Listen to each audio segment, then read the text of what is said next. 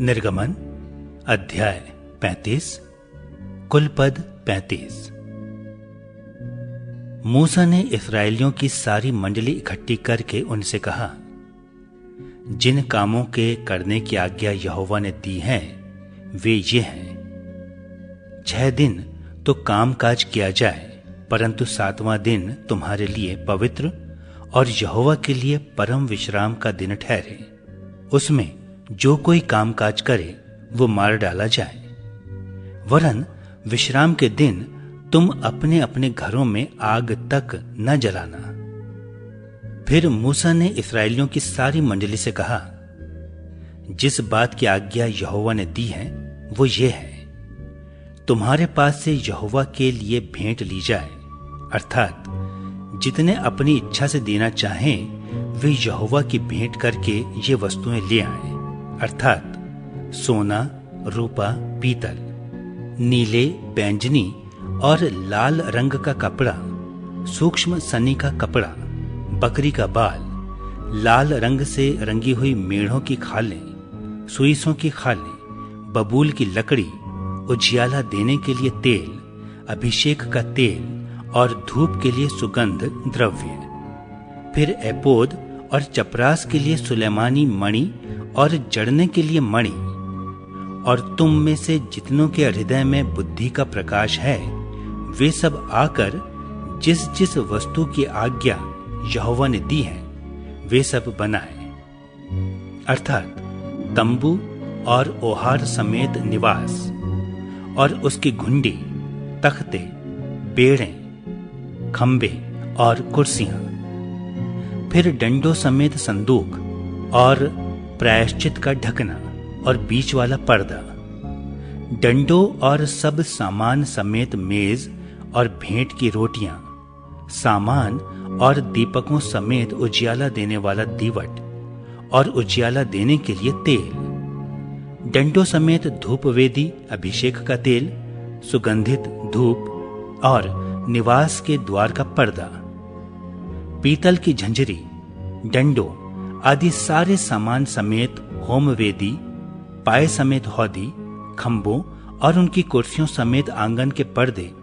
और आंगन के द्वार के पर्दे, निवास और आंगन के दोनों खूंटे और डोरियां, पवित्र स्थान में सेवा टहल करने के लिए काढ़े हुए वस्त्र और याजक का काम करने के लिए हारून याजक के पवित्र वस्त्र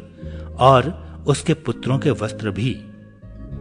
तब इस्राएलियों की सारी मंडली मूसा के सामने से लौट गई, और जितनों को उत्साह हुआ और जितनों के मन में ऐसी इच्छा उत्पन्न हुई थी वे मिलाप वाले तंबू के काम करने और उसकी सारी सेवकाई और पवित्र वस्त्रों को बनाने के लिए यहोवा की भेंट ले आने लगे। क्या स्त्री क्या पुरुष, जितनों के मन में ऐसी इच्छा उत्पन्न हुई थी वे सब जुगनू, नथुनी, मुंदरी और कंगन आदि सोने के गहने ले आने लगे। इस भांति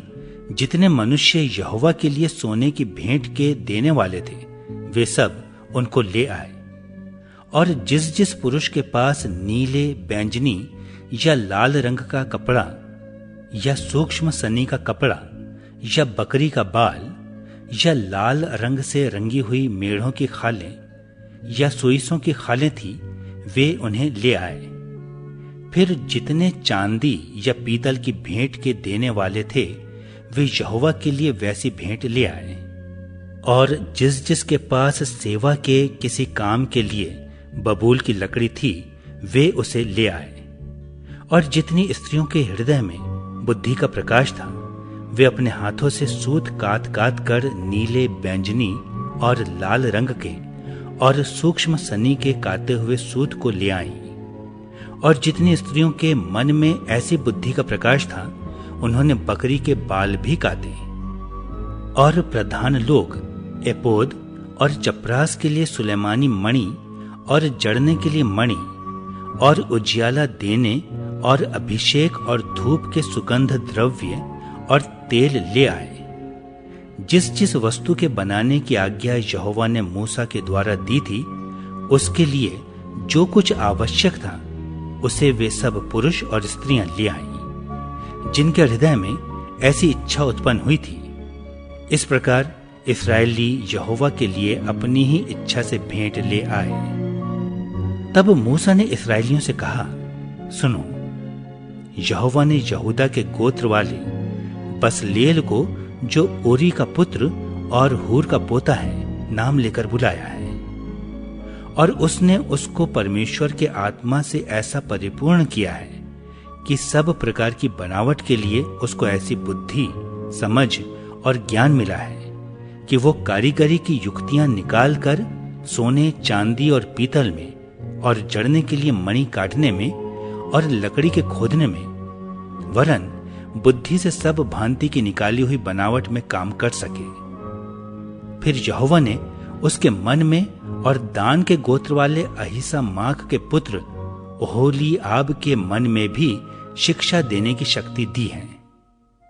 इन दोनों के हृदय को यहोवा ने ऐसी बुद्धि से परिपूर्ण किया है कि वे खोदने और गढ़ने